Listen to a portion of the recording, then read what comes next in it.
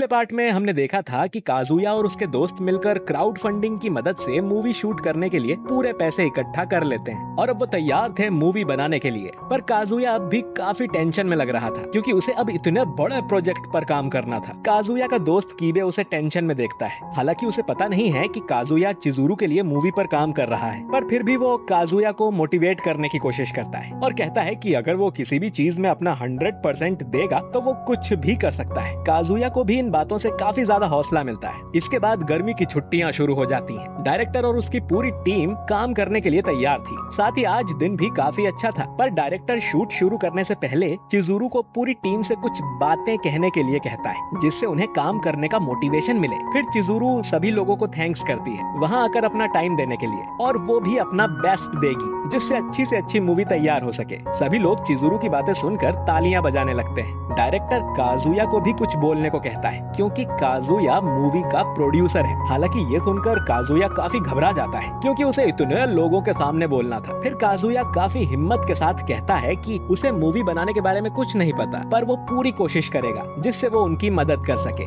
सभी काजुया की बात सुनकर शांत हो जाते हैं, जिससे काजुया को लग रहा था कि उसने कुछ गलत कह दिया। पर तभी चिजुरू ताली बजाने लगती है और फिर उसके बाद सभी लोग ताली बजाते हैं और काजुया को थोड़ा अच्छा फील होता है। जिसके बाद मूवी की शूटिंग शुरू होती है और काजुया काफी ज्यादा मेहनत करता है ताकि सारे काम सही से हो सके। साथ ही चिजुरू भी काफी अच्छी एक्टिंग करती है। साथ ही रूका भी शूटिंग देखने आई थी और काजुया को उसकी भी सेवा करनी पड़ती है। देखते ही देखते शाम हो जाती है और उन्हें एक शाम का इमोशनल सीन शूट करना था, पर एक कीड़ा दूर से काफी आवाज कर रहा था जिसकी वजह से काफी नॉइस आ रही थी। हालांकि वो उस सीन को अगले दिन भी शूट कर सकते थे, लेकिन फिर इसके लिए उन्हें वापस सारा सेटअप करना पड़ेगा और इसमें टाइम और पैसा दोनों जाएगा क्योंकि काजुया नहीं चाहता था कि मूवी के काम में किसी भी तरह की कोई दिक्कत आए, जिसकी वजह से काजुया उस कीड़े को भगाने जाने लगता है जो कि एक ब्रिज पर था। काजुया उस कीड़े को तो भगा देता है, पर वो खुद ब्रिज से नीचे नदी में गिर जाता है, जिसके बाद सभी काजुया को बाहर निकालते हैं और अब वो सभी इमोशनल सीन शूट कर सकते थे। फिर चिजुरू की एक्टिंग देखकर काजुया के साथ साथ सभी लोग काफी इमोशनल हो जाते हैं और काजुया को समझ आता है कि चिजुरू कितनी अमेजिंग एक्ट्रेस है। लेकिन फिर काजुया सोचने लगता है कि चिजुरू तो एक दिन जरूर एक फेमस एक्ट्रेस बन जाएगी, पर फिर काजुया का क्या होगा। अगले दिन काजुया अभी भी उसी बात के बारे में सोच रहा था कि वो आगे चलकर सिर्फ अपनी फैमिली शॉप ही संभाल सकता है, जिसकी वजह से काजुया चिजुरू से सही से बात तक नहीं कर पा रहा था क्योंकि उसे शर्म आ रही थी कि इतनी ब्यूटीफुल लड़की उससे क्यों ही बात करेगी। अब शूट के दौरान बाहर बारिश होने लगती है, जिसकी वजह से वो कुछ सीन्स शूट नहीं कर सकते थे। काजुया बाहर आकर बैठ जाता है, तभी वहाँ चिजुरू भी आ जाती है। काजुया चिजुरू से बात करने की हिम्मत नहीं कर पाता और जाने लगता है, पर चिजुरू काजुया को रोकती है और पूछती है कि क्या वो उससे किसी बात पे गुस्सा है क्योंकि वो उसे काफी टाइम से इग्नोर कर रहा है। फिर काजुया अपने दिल की बात कह ही देता है कि वो एक काफी अच्छी एक्ट्रेस है और अगर वो उसके जैसे एक शॉप ओनर के साथ घूमेगी तो इससे उसे कुछ फायदा नहीं मिलेगा और वैसे भी वो उसके ऊपर बोझ नहीं बनना चाहता। चिजुरू ये बात सुनकर काजुया को पागल कहती है और बताती है कि उसे इससे कुछ फर्क नहीं पड़ता है कि काजुया कौन है या वो क्या करता है। साथ ही उसने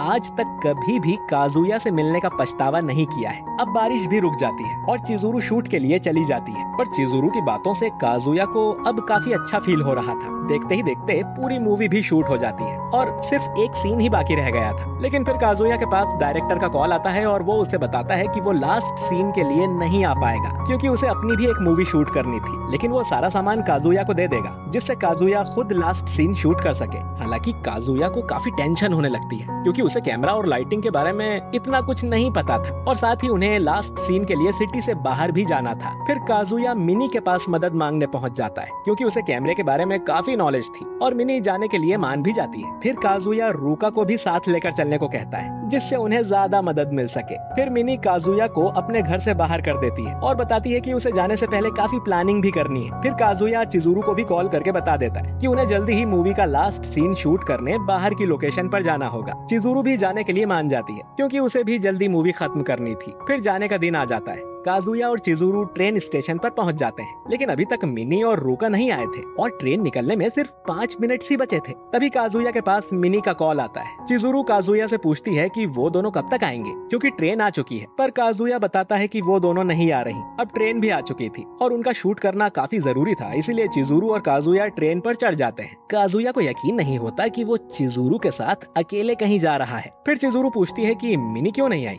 काजुया याद करने लगता है। मिनी ने कॉल पर काजुया से कहा था कि ये उसका चिजुरू के साथ अकेले ट्रिप पर जाने का अच्छा मौका है, जिससे वो चिजुरू के साथ अकेले कुछ टाइम बिता सके। लेकिन अगर वो सभी उनके साथ होते तो काजुया को कोई मौका नहीं मिलता और अब वो चिजुरू को पटा सकता है। लेकिन फिर काजुया रूका के बारे में पूछता है, क्योंकि अगर उसे पता चला कि वो चिजुरू के साथ ट्रिप पर गया है तो वो उसे मार डालेगी। लेकिन मिनी बताती है कि उसने पहले ही रूका को सेट कर दिया है, इसीलिए उसे रूका की चिंता करने की जरूरत नहीं है। पर काजुया ये सब चिजुरू को नहीं बता सकता। तभी चिजुरू के पास मिनी का मैसेज आता है और उसने झूठ बोल दिया था कि उसे बुखार है, इसीलिए वो नहीं आ पाई। तभी काजुया भी कहने लगता है कि मिनी ने उसे यही बताया था। तभी काजुया के पास रूका का कॉल आता है, पर मिनी ने रूका से ये झूठ बोला था कि शूट कैंसिल हो गया है, जिससे रूका को चिजुरू और काजुया के अकेले जाने के बारे में कुछ नहीं पता है। अब वो कुछ नहीं कर सकते थे, तो चिजुरू अपनी सीट पर जाने लगती है। पर उसे शक हो गया था कि ये सब मिनी ने जानबूझकर किया है। जिसके बाद चिजुरू अपने और काजुया के लिए खाना लेकर आती है और फिर वो दोनों काफी सारी बातें करते हैं। जल्दी ही वो अपने स्टेशन पर पहुंच जाते हैं। यहाँ पहुंचकर चिजुरू काजुया से कुछ कहने वाली थी, पर वो खुद को रोक लेती है और ये देखकर काजुया कंफ्यूज हो जाता है कि आखिर चिजुरू क्या कहना चाहती थी। इसके बाद वो दोनों अपने होटल के लिए निकल जाते हैं और जल्दी ही होटल भी पहुंच जाते हैं। लेकिन फिर उन्हें पता चलता है कि उन दोनों के लिए सिर्फ एक ही रूम बुक है। काजुया समझ जाता है कि ये जरूर मिनी ने किया है। फिर उन्हें पता चलता है कि अगर उन्हें दूसरा रूम चाहिए तो उन्हें 18,000 येन देने होंगे, जो कि काफी ज्यादा थे। हालांकि काजुया इतने पैसे भी देने के लिए तैयार था, लेकिन चिजुरू एक ही रूम में रहने के लिए मान जाती है, क्योंकि वो काजुया के और पैसे खर्च नहीं करना चाहती थी और वो पहले भी एक कमरे में रह चुके हैं। जिसके बाद चिजुरू और काजुया लास्ट सीन का टेस्ट शूट करने अपनी लोकेशन पर पहुंच जाते हैं, क्योंकि असली शूट आधी रात को होना है। फिर वो कुछ सीन भी शूट करके चेक करते हैं और फिर वो वापस होटल में आ जाते हैं। काजुया कुछ काम कर रहा था, तभी चिजुरू काफी अच्छे कपड़े पहनकर रूम में आती है, जिसकी वजह से काजुया का ध्यान पूरी तरह से भटक जाता है। फिर उसी रात वो दोनों लास्ट सीन शूट करने जाते हैं। साथ ही मौसम भी काफी अच्छा था, तो उन्हें कोई दिक्कत नहीं आने वाली थी। लेकिन तभी चिजुरू काजुया से कहती है कि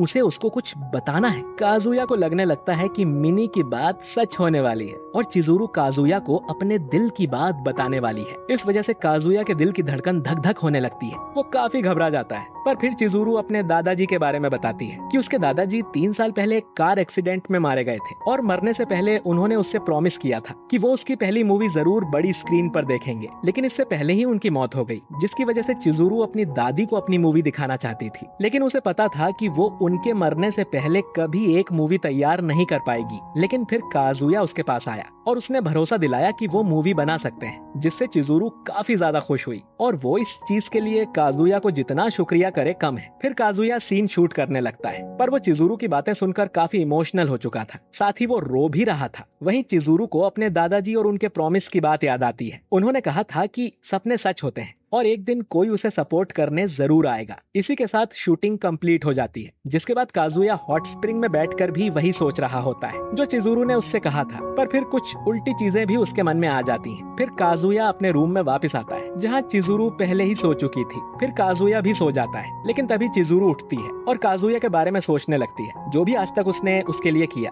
और उसे रात भर नींद भी नहीं आती। सुबह नहाते हुए भी चिजुरू उसी बारे में सोचती है। अगले दिन काजुया और चिजुरू होटल से निकल जाते हैं और जाते हुए वो काफी सारी बातें करते हैं। चिजुरू काजुया से ये भी पूछती है कि उसका रूका के साथ कैसा चल रहा है, पर काजुया उसे बता देता है कि वो रूका को नहीं चाहता। और कुछ देर बाद चिजुरू काजुया के कंधे पर सर रखकर सो भी जाती है, जिससे काजुया काफी खुश होता है। फिर वो दोनों स्टेशन पर पहुंच जाते हैं और वो वापस घर जाने के लिए तैयार थे। लेकिन अचानक से रूका वहाँ आ जाती है और दोनों पर चिल्लाने लगती है कि वो उसे झूठ बोलकर अकेले यहाँ आ गए और उन्होंने जरूर मजे किए होंगे। फिर रूका काजुया से बहस करने लगती है और चिजुरू रेस्ट रूम में चली जाती है। काजुया रूका को समझा रहा होता है कि उसके और चिजुरू के बीच कुछ नहीं हुआ। फिर रूका काजुया से कहती है कि 26 अगस्त को उसका बर्थडे है और वो एक स्पेशल गिफ्ट काजुया से चाहती है, जिसके लिए काजुया मना नहीं कर सकता। काजुया ये सुनकर सोचने लगता है कि रूका उससे क्या मांगने वाली है। ये अब काजुया को पसंद करने लगी है। जानने के लिए अगला पार्ट बिल्कुल भी मिस मत करिएगा। वीडियो अच्छा लगा है तो इसे लाइक और शेयर कीजिए। कमेंट करके बताइए कि आपको ये एपिसोड्स कैसे लगे।